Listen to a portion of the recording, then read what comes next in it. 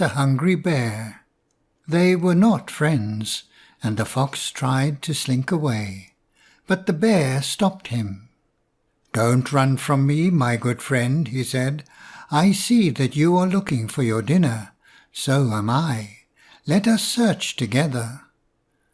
The fox did not like this proposal at all, for when they hunted together before, Bruin had taken more than his share.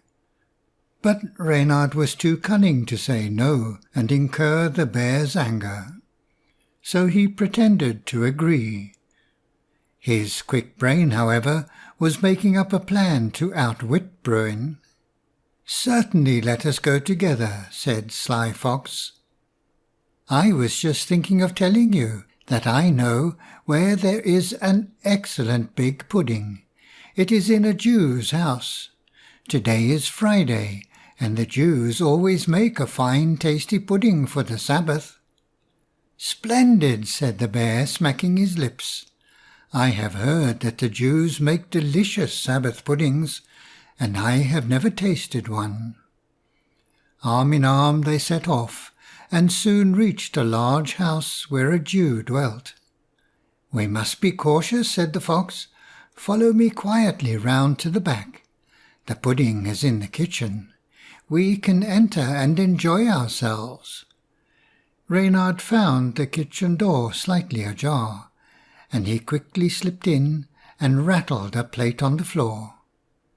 "Wait for me," cried Bruin, hearing the noise. "Don't eat it all."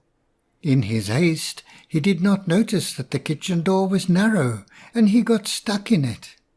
"Oh!" he cried in pain, and Reynard quickly jumped out through the open window, purposely upsetting a lot of plates to make a loud noise. The people of the house heard this, and they rushed into the kitchen.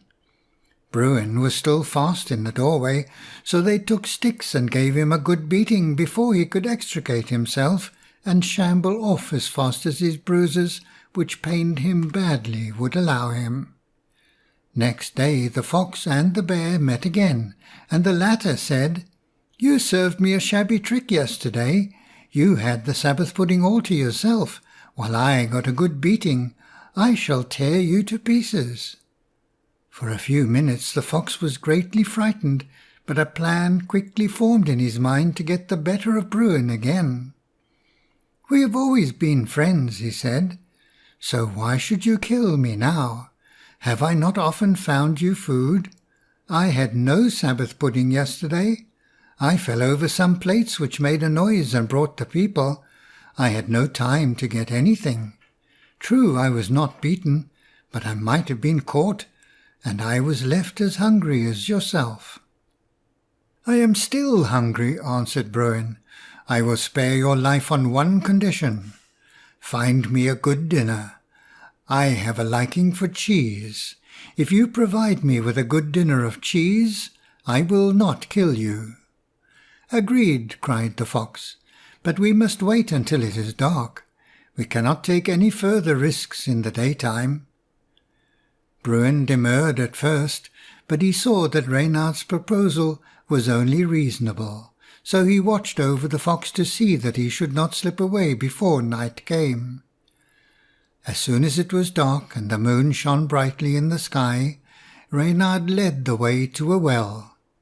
"See," he said, pointing to the reflection of the moon in the water, "is not that a fine cheese?" "It is," replied Bruin, looking at it with hungry eyes, "but how am I to get down to it?" "Here are 2 buckets fastened by a rope, like a balance over the top," said the fox. "Get into one, and I will lower you down." "No, thank you, my fine friend," said Bruin, shaking his head. "I am not going to let you fool me again. You must go down first." "I have no objection to that at all," returned Reynard.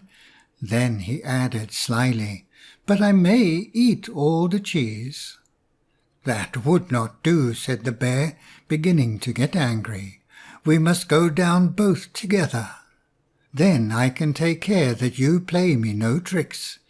If I go down alone, I might not be able to get back."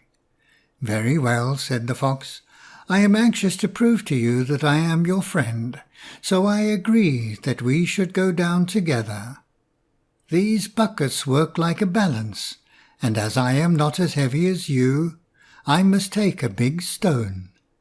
They found a big stone and put it into one of the buckets, while Bruin held the other to prevent it from going down. Then the fox got into the bucket with the stone, and the bear into the other. "We are just evenly balanced," said the fox, laughing. "Just fancy I am as heavy as you, and we can both go down for the cheese together. What fools men are!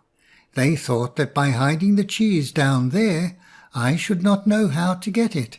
Ha ha!" "Oh, do hurry up," said the bear. "I am getting hungrier every minute." "Hurry down, you mean," said the fox, laughing still more loudly. As he spoke, he dropped the stone from his bucket into the well. That made his bucket lighter, and Bruin, being heavier, went down into the well, while the bucket with the fox went up. "I hope you have got the cheese," cried the fox down the well. "Help, help, or I shall drown," shouted Bruin. "There is no cheese here, it's water." "Well, drink it up so that it should not drown you," the fox called back. "Night, night, I really can't stay. I must go and find some supper." So Bruin was not only fooled, but drowned. End of chapter 2.